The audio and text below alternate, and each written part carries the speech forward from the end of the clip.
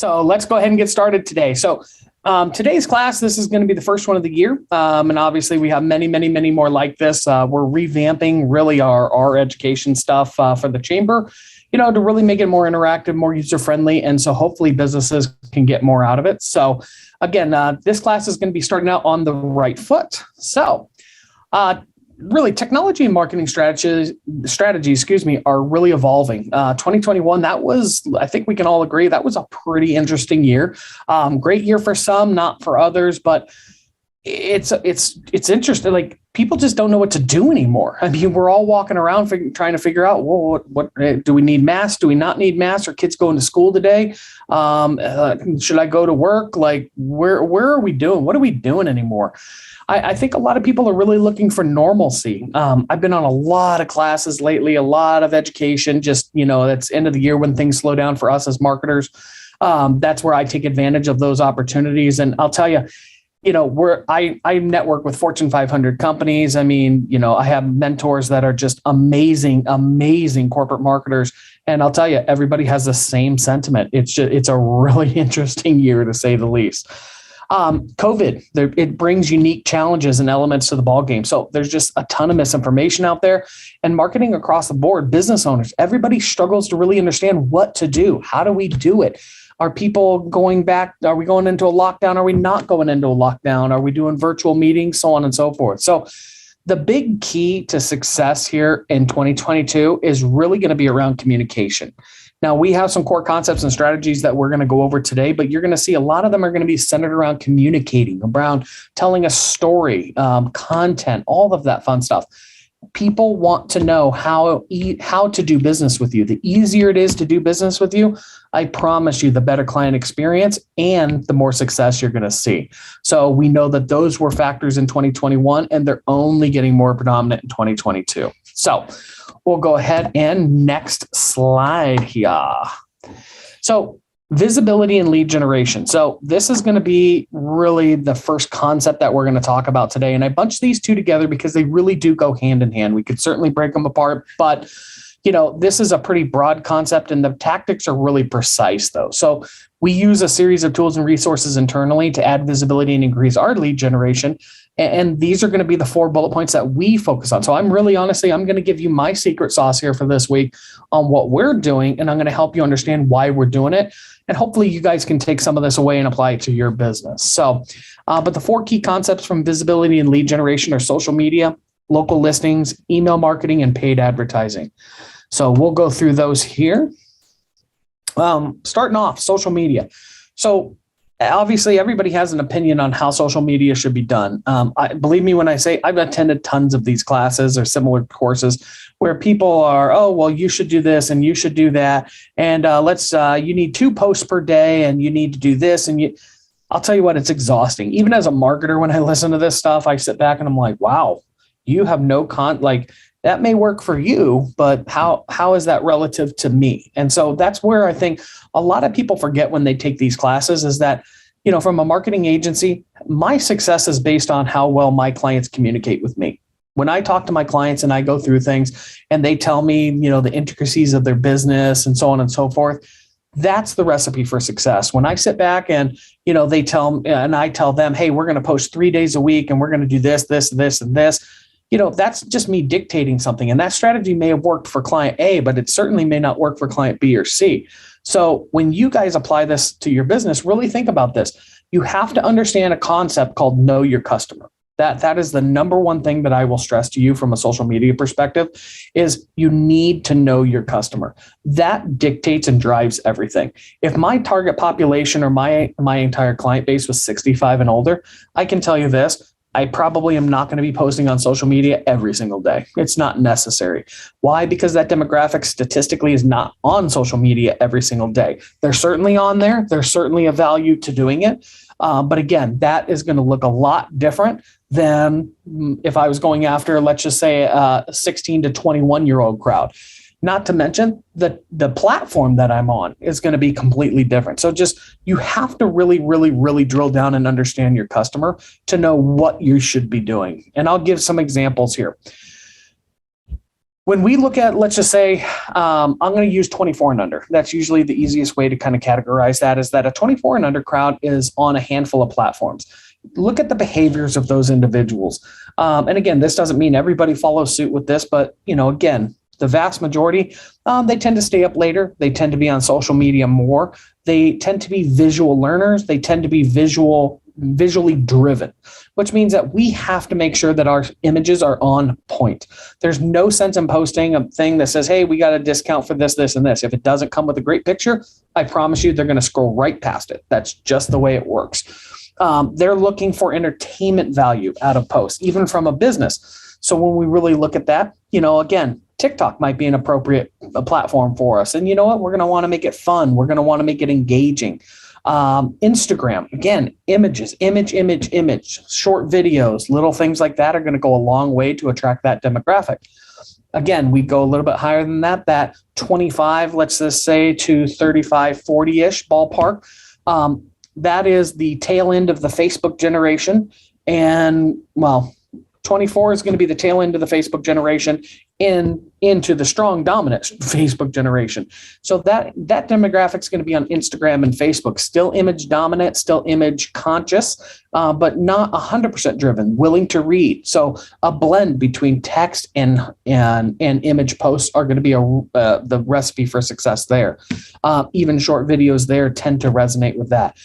The 35 plus or 40 plus crowd up until the 65, again, is text dominant. They like to read. They still do like videos, so that doesn't mean we ignore videos. But again, they absorb material or information a little bit different. So again, a variety of posts is still acceptable, but you really have to break that down to how you know your clients, how well you know your clients and what you think they're going to engage with most.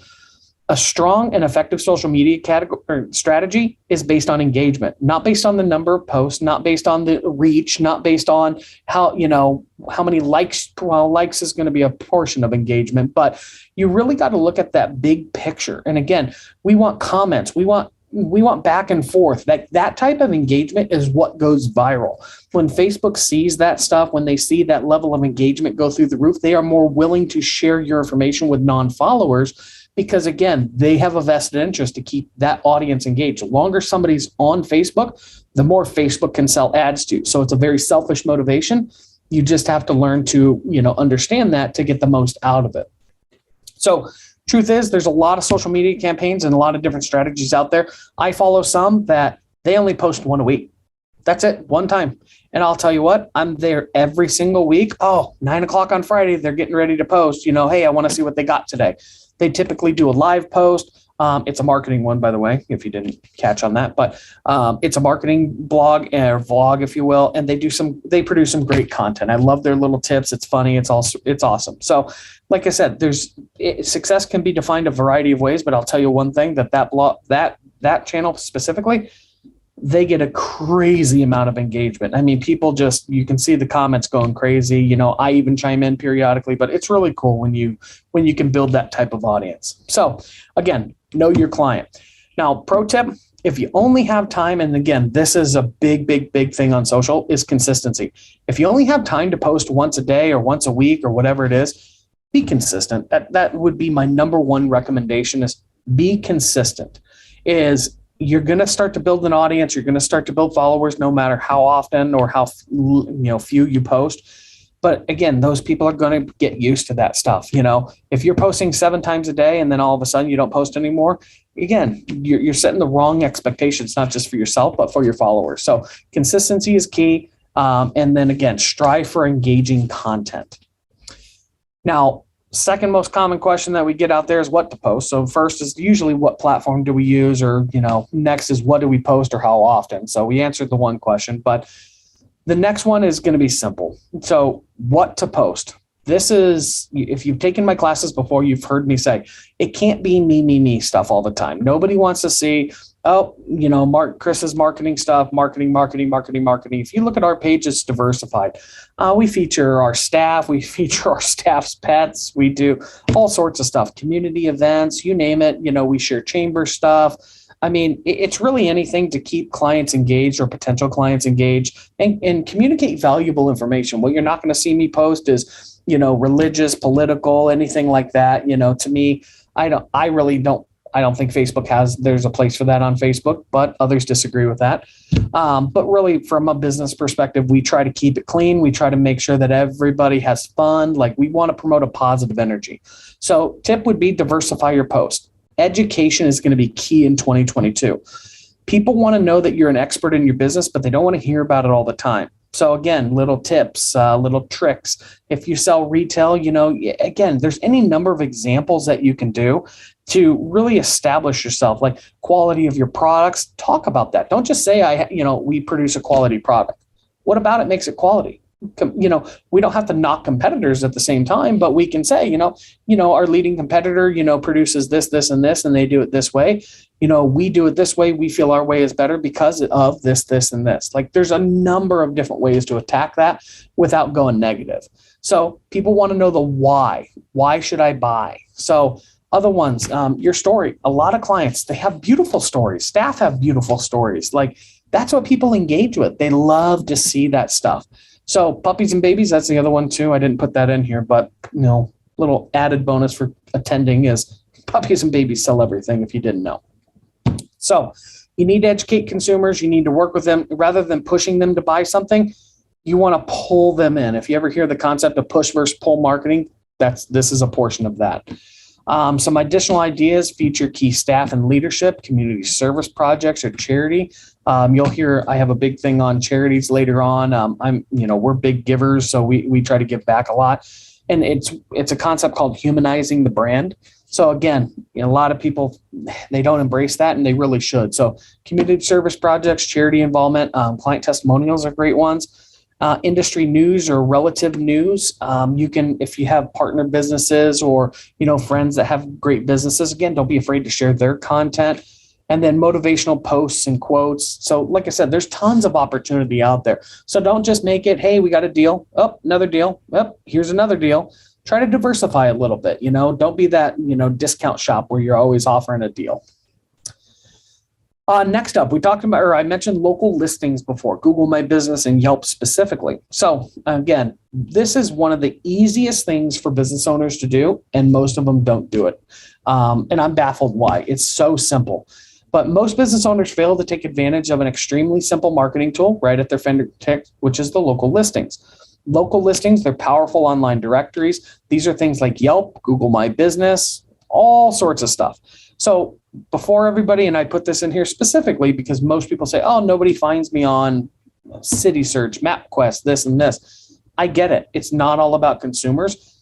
Search engines also use that information in their ranking or in their algorithm. So again, the last thing we want to do is have our address at 123 East Main Street, but hey, we moved 3 years ago and all these other listings still show us at 321 East Main Street. Consumers get the wrong information, but search engines also get the wrong information and they don't know what's going on. So again, if we look at another business that's apples to us and their stuff is high and tight, everything's good to go, again, that's just one more little checkbox for them that you don't have, and they're going to rank higher than you. So take advantage of these things. Now, does that mean we go out and we download 100 different apps on our phones today? No, but you want to make sure you're at least managing to those other listings. The ones that I am going to encourage you to download today, if you haven't already, is going to be Google My Business and Yelp. Those two profiles need to be managed consistently for the best possibility of success. Now, I will also tell you too, when it comes to local listings, a lot of people don't realize Yelp is the voice search engine. So they use Yelp data for Amazon Alexa. I think it's Apple Maps. I'm trying to think off the top of my head. Cortana, Bixby. I think all of those, if I'm not mistaken, I could be wrong on that one, but I believe all four of those use Apple Maps as their voice search data. So really think about that. I mean, if you're looking for a local business, and I get it, how many people are looking for a local business on Alexa? Believe it or not, a surprising number, and it's only growing. So if you're not on that bandwagon yet, now's the time to take advantage of that. So again, making sure you have your Yelp profile updated would be a huge, huge, huge opportunity for you. Same with Google My Business. The number one key, and again, in a visual society, again, younger demographics, younger generations are aging, and they're still very, very highly visual. Make sure you're updating pictures. people want to see new and updated pictures. I don't want to see the picture from 1997 when you first opened your business. I mean, that is cool. And actually, I take that back. I do want to see that. But as a consumer, I want to see fresh, modern, recent. I want to make sure, if you don't have hair anymore, it would be nice to see that when I walk in, instead of being blindsided. So little things like that can really go a long way. So take pictures of your staff in action. Restaurants are really easy. Taking pictures of food, that's just fantastic right there because I'm starving. But, there's a lot of opportunity out there. So, take advantage of those, upload your pictures, upload posts. Google My Business has a posting feature there. It's very, very similar to Facebook and other social medias. Think of it like social media for your business. You should be posting on that, not necessarily every day, but as often as possible, as often as you can be consistent with is the right answer. The other thing I will tell you is both of those platforms have a Q&A section, so a questions and answers section. Guess what voice search pulls from? So if somebody says, Alexa, find me the best florist in Phoenix. Well, guess what? This is what they're pulling from. They're pulling from reviews. Alexa, or the voice search platforms are pulling from reviews. They're pulling from content on the profiles to serve that information up to consumers. So again, really, really think that through. What else could you do? So go onto your profile, have your friends and family go in there and ask you a Q&A question. And then when they ask that, if you have the app downloaded, guess what? You're going to get a little notification. Go in there and answer that question. And you can be corny about it. If you're a restaurant, and I get it, your hours might be noon to 9 p.m. Okay. Obviously, we all know that. And I'm sure your friends and family know that too. Have them go in there and ask that, have them go in there and ask what type of meals you create. Have them ask what's your specialty dish. Ask them about, do you accept reservations? I can think of ideas for any business to go in there and do, and at least do 5 or 10 of them right off the bat like that. So I'm confident as business owners or as marketers, whoever's on the, watching this, you should be able to find the same amount of questions there. Like I said, we reemphasized pictures and really any other information. Make sure this profile is up to date and all the time. Believe it or not, consumers make suggestions to these profiles constantly. And if it's left up to the search engines, they may or may not change it. Again, I've seen clients come back, hey, why did this get changed? Well, I didn't do it. You didn't do it. Well, guess what? A consumer had made a suggestion and the search engine took it, or, whatever. So just make sure you're monitoring it at all times. And again, I'm not saying you got to be crazy like me and go in there every 5 seconds, but maybe once a week, once every couple of weeks, you go in there and maybe you upload a few things. With posts, I would try to do that as often as possible, maybe every other day. But in terms of like looking over my profile, maybe every few weeks you take a look and just make sure everything's good. No harm, no foul. Next up is going to be email marketing. So a lot of people, they cringe when I say it. I've literally had, clients, no, I'm not doing that. And I can tell you this, what you think and what you perceive is not everybody else's reality, despite popular belief. So you really got to think that through. Your reality is not somebody else's. And you may hate email marketing because you look at it like spam, but I tell you what, if you're doing it the right way, it's not spam. And if your consumers want to receive it, well, why are you holding back? This is an easy way to keep your business top of mind. It's an easy way to keep you in front of people. And regardless if they read it or not, guess what they saw? In that email, they saw you send them an email on whatever it is you wanted to talk about or, portray to them. So think that one through. There's so much value in that. Now, of course, if they open it, there's a lot more value, but big picture wise, at least they saw your brand. At least it's keeping them top of mind. So they're, again, when these companies send you 5 or 6 emails a week, they know you're not going to read them all. But guess what it did? Bed Bath & Beyond, let me tell you, canceled that bad boy because they were like 2 or 3 times a day. It was driving me bananas. So anyway, but the key to success with email marketing is simple. You got to know your clients. You're going to hear me say that over and over and over again. So you got to hear it. It's just, you have to know them. That's just, I'm going to leave it at that. You got to avoid that dreaded unsubscribe. And the way that you get that is producing irrelevant content. So when you focus on what you're going to do, when you focus on your message, for some, they got our recent one.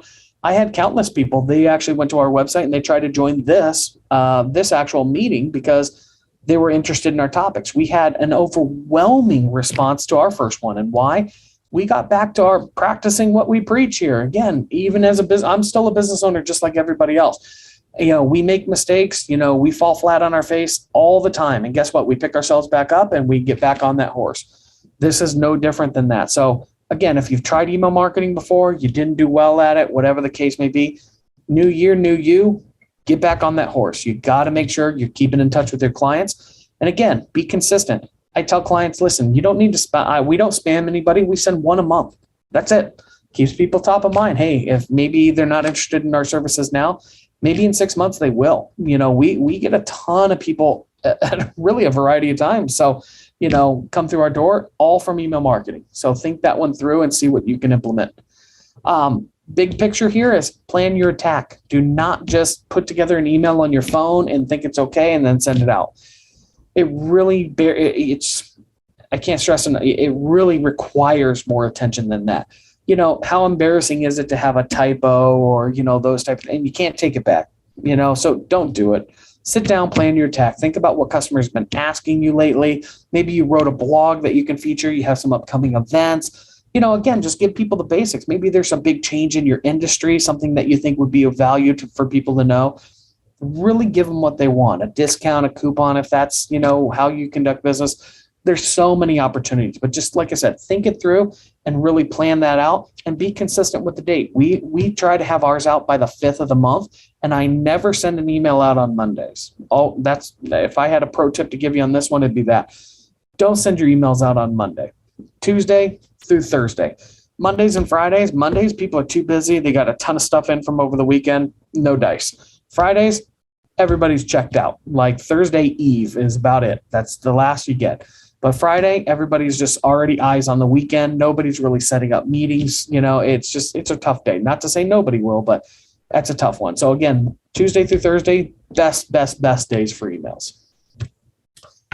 And then paid advertising. So paid advertising is going to wrap up we'll get into the specifics on this, but paid advertising is kind of that broad subject. It's going to be everything from paid ads, social ads, direct mail, magazine features, all of that fun stuff, because it's paid advertising.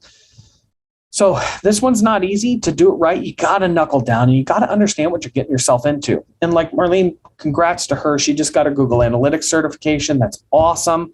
That's a huge success for her as a marketer. And that's like step one in the business. And now, you know what? Her door is going to open in so many different directions. As business owners, you should get your Google Analytics certification. You should understand where your traffic's coming from and how to interpret that data, because that's exactly what you're doing. You're interpreting data.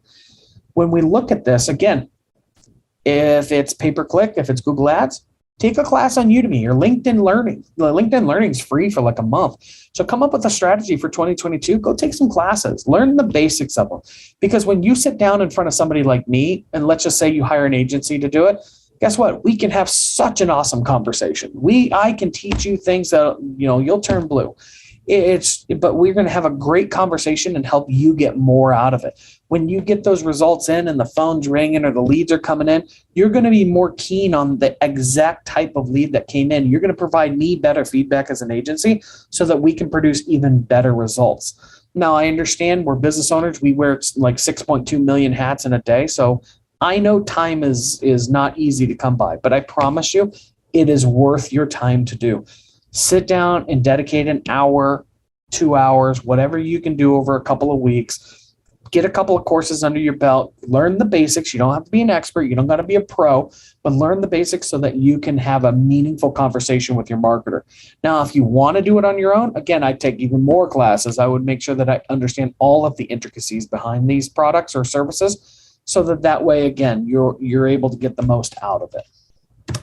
So one of those is going to be PPC, pay-per-click, love or hate it. Some businesses have great results, some don't. And again, there's so many factors in that. There's no easy way to kind of have that discussion, but I will tell you a couple of things. So you really want to get this one right. This one has a high propensity to, I don't want to say make or break a business, but quite honestly, it could. I've seen business owners drop tens of thousands of dollars on this by mistake and get nothing in return. So it warrants you spending a little extra time to get this one right. So I stress on PPC, the education piece. You have to understand the basics to make sure you're getting the biggest bang for your buck. Negative keywords, isolating geographies, targeted strategic demographics, click funnels, and more.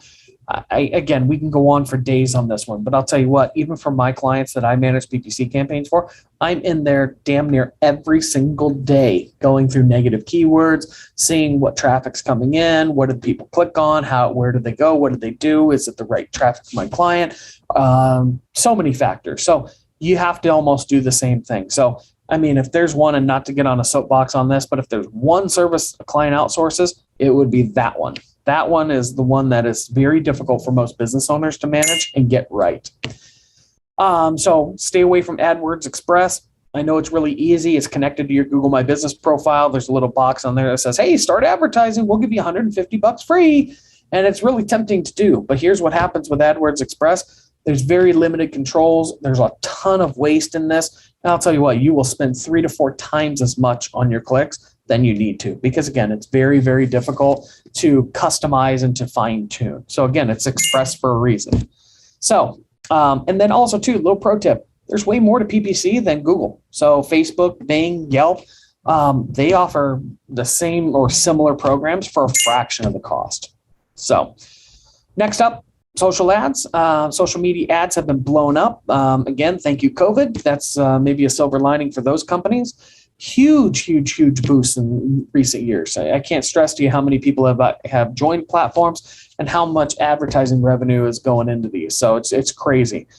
But you got to make sure you do it right. Again, it's so easy just to go in there and boost a post or, this or that. I mean, God, Facebook makes it super easy to do business with them, right? At the end of the day, though, what did it mean for you? If you don't pay attention, you'll fall into this little deep pit of despair, and that's no place you want to be. So the key to success with social ads is first to understand how social ads really work. And I tell you this because I want to make sure that everybody understands that social media was never designed necessarily to be a lead generator. It was designed to be a connections platform. That's what they did. I mean, there's depending on which one. But think about it this way. It's an awareness item. People, especially when it comes to paid ads, people don't necessarily know that they need your services, right? But they see your ad. Okay. So you may have an interest or, whatever the case may be. But again, I may not be a buyer, but I may be getting your ads. Okay. Awareness. You're making me aware of your products. So it's like putting up a billboard on the freeway. You're going to find a few hot leads right away, some quick buyers, depending on how compelling your ad is. It could work in your advantage. But the key to success is in the long game.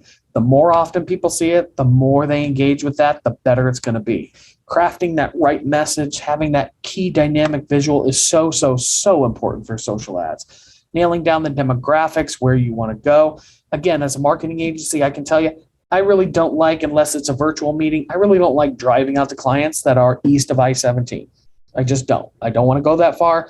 I live off the 303 in Bell. So for me, I want to stay in the West Valley. I don't like going into East, Mesa, Chandler, so on and so forth. Doesn't mean I won't, but it means that I don't really want to pursue clients out there.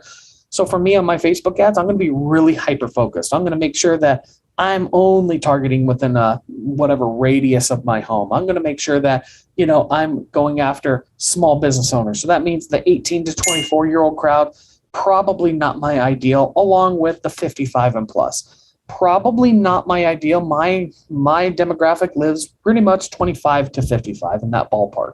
55 and older, you're retiring, right? You're getting out of the business. So I want long-term relationships. So ask yourself those questions. Who are you targeting? Who are you trying to go after? What is your ideal client? And then see what you can nail down in terms of demographics on Facebook. And that's the beautiful thing about social media. There's a lot of ways you can nail that down to reach your exact target demographic. So actually, and I'm going to touch on one more pro tip with all of these right here with paid advertising as a whole. I always stress to clients when it comes to direct mail, magazines, social ads, pay-per-click, do yourself a favor, create a landing page for each campaign.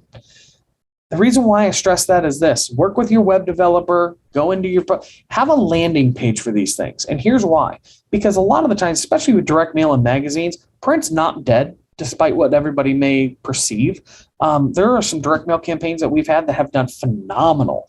I've had some periodicals that we've run magazines in. I don't have any around me, but I had a few out here that we did fantastic in them. We got some great clients out of those. So again, it's not dead. You just got to make sure it's targeted and it's structured. We actually develop landing pages for each of our campaigns so that if somebody views our ad in a magazine, they may go to noboundaries.marketing/, add one. I'm just making that up, but maybe add one. And that way, everybody that went to that, they got a special offer and I could track it. I could see how many people are coming from those sources because we don't advertise those pages. They have to view that magazine to find that ad extension to get to that page. So again, think that one through. And then we have landing pages for a variety of things. I have probably 15, 20 different campaigns running that we have landing pages for each of them. It doesn't have to go to noboundaries.marketing. We could go to mbmg.arizona. Well, again, I'm making that up, but we have a ton of them out there. So be very, very diligent about that. Create landing pages for each of those campaigns and make sure that that ad matches up with the content, look, and feel that's on that landing page. And you're going to get an even higher return on your investment. So just a little pro tip there. So next up, we're going to talk about storytelling. Now, storytelling, I'm going to be honest with you, is just our fancy little term for content marketing.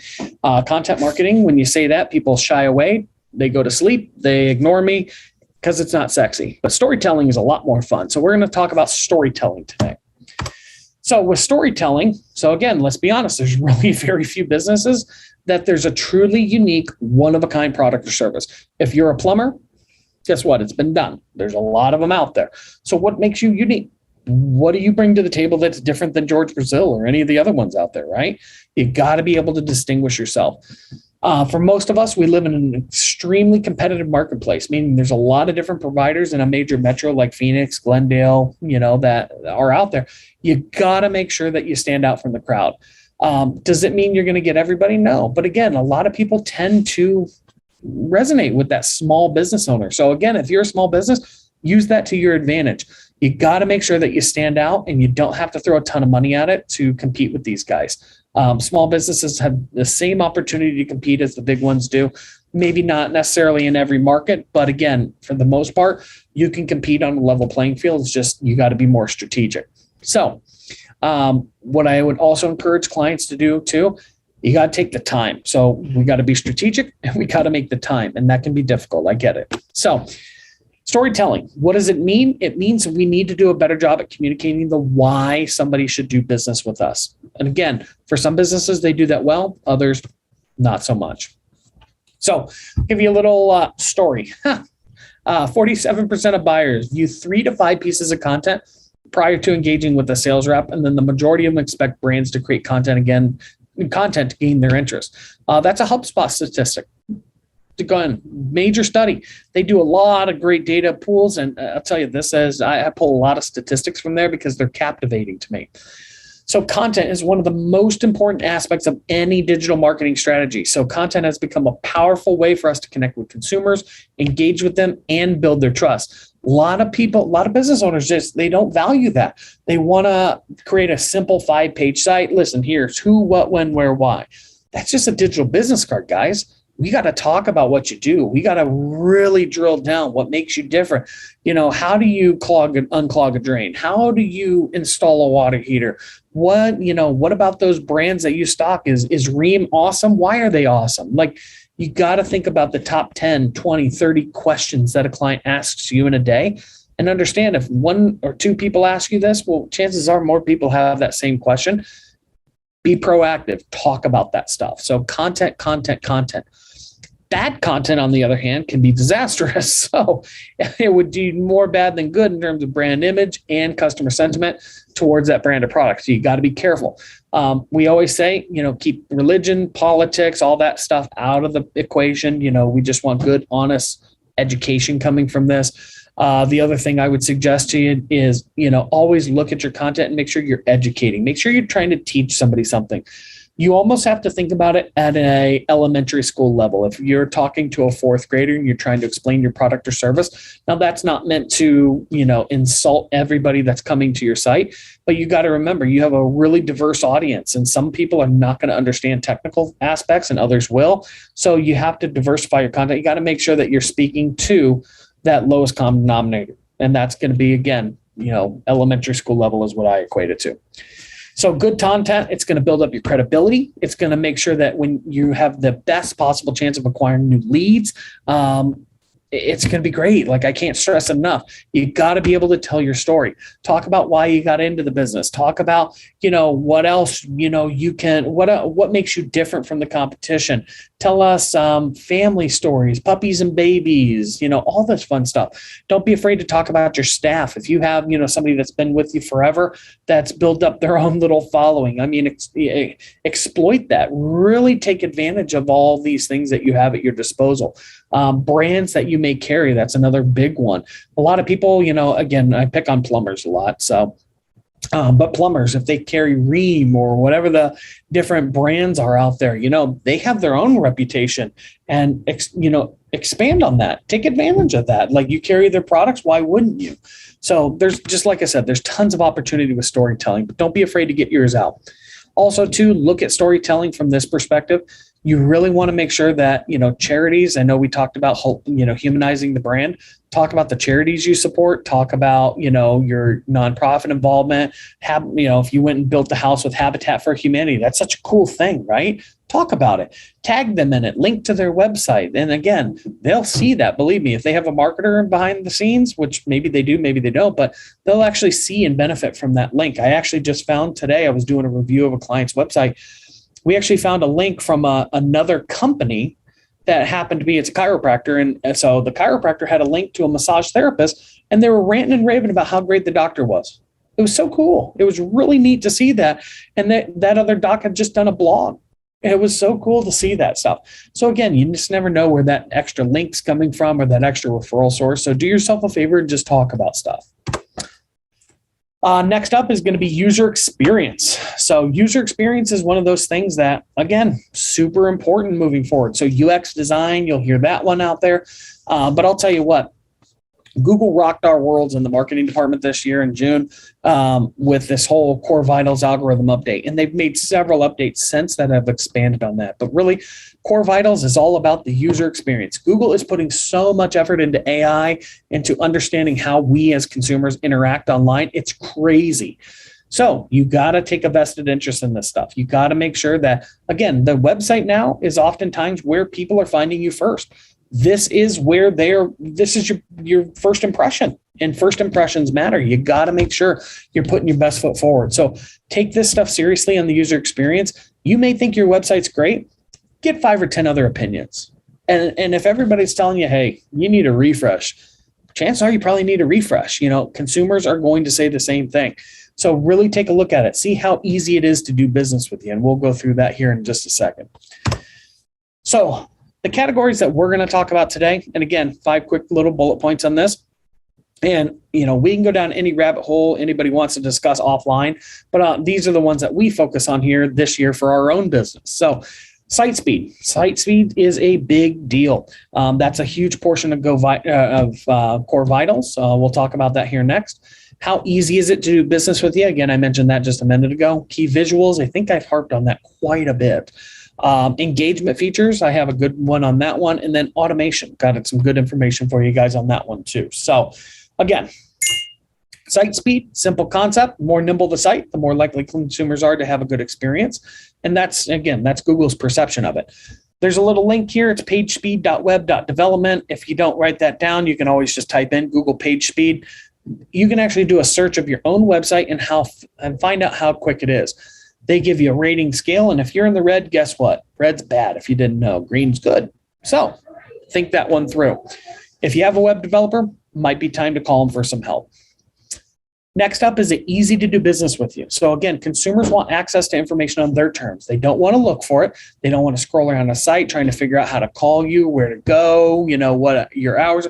You got to make sure that you're just so available, and it's so easy to do business with you. It's crazy. I always tell clients, I love floating widgets that, have the phone number that follows you on the page. Some people say they don't like that, but to me, when I'm ready to call, I want to call. Mobile obviously is the dominant one there. So again, put a lot of effort into your mobile site, but just again, make it easy to do business with you.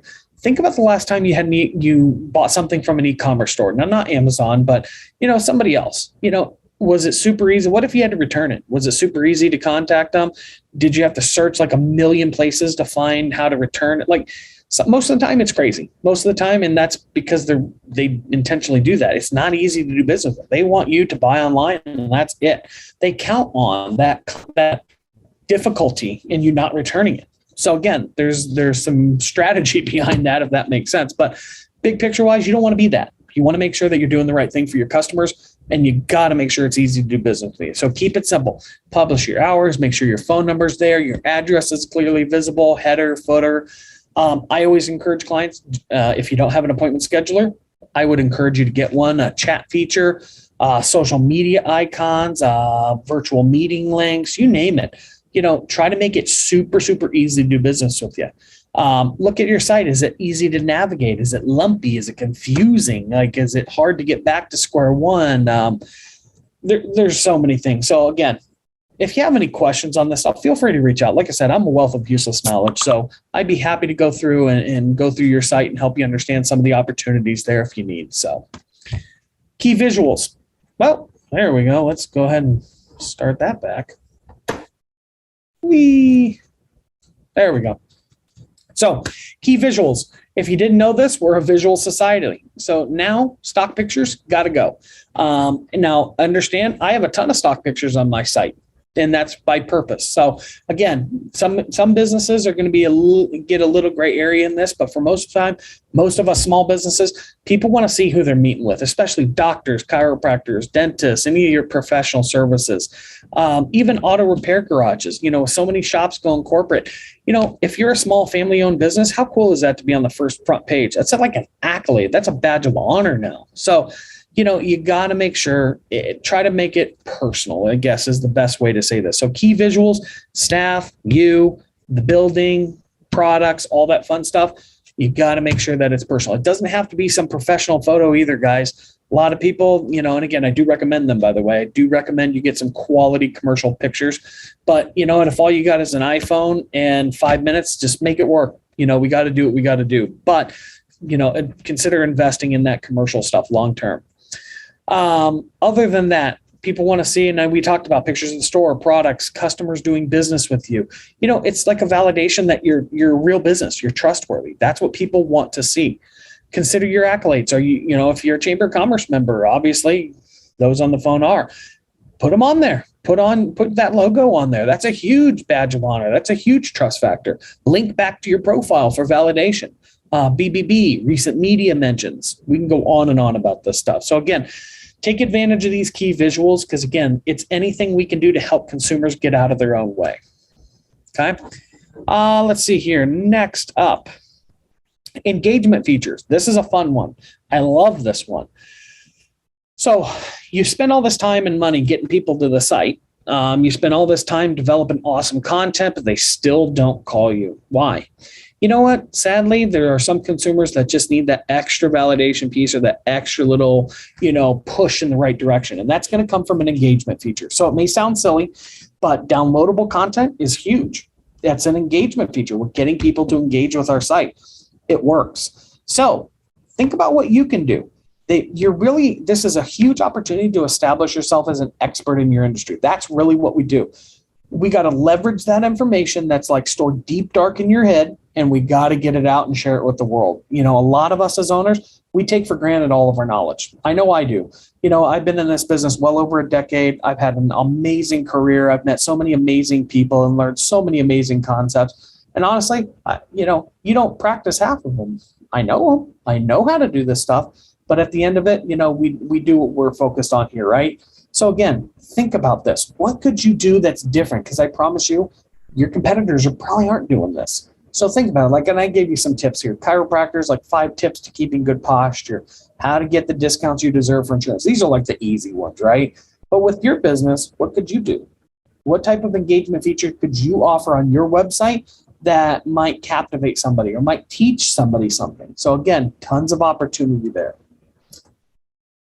And let's see here. Last up is automation. So automation, you're going to hear a lot from what we're doing. This is a huge, huge, huge transition for our agency this year is that we're focusing a lot on CRMs now. Truth be told, again, and we're a fairly young agency overall. Again, I've been in the business for a while, but as an agency, we're fairly new since 2019.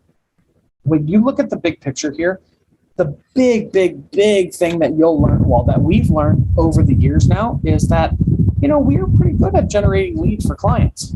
What clients aren't good at is working those leads. Hey, Bob, you got 55 leads last month. Chris, that's funny. I only closed 3 deals.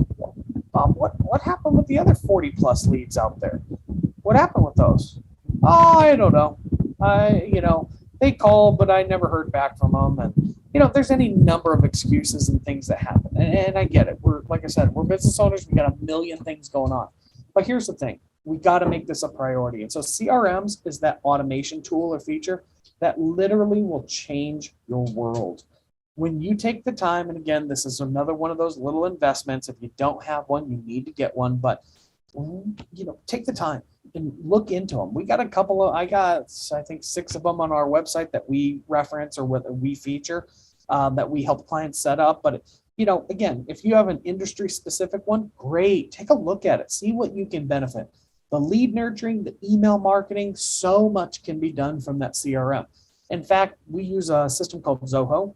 And Zoho, I run my entire agency on that, literally down to the billing, my expense reports, you name it, it's all done through Zoho. I run my social through it. I run everything through Zoho.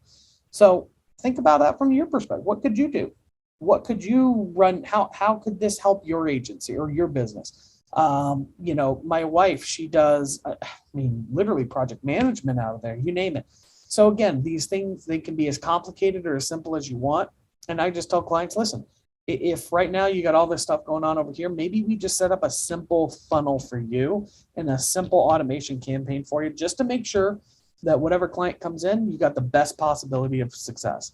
Maybe we set up a little drip campaign so they get 2 to 5 emails right after, they reach out. And great, that keeps you relevant to that business so they don't think you forgot about them. Like, again, tons and tons and tons of opportunity there. But I promise you, it'll save you time and money in the long run the sooner you get it started. For us, we've had one from the start. I have businesses right now that we're setting up on, these automation features. And it's a nightmare because, they've been in business 35 years. And you got to figure out how they run their business now at 35 years from day one. So the sooner you can do it, I promise you, the better it's going to be. So I know that's a ton of information. I'm going to stop sharing here.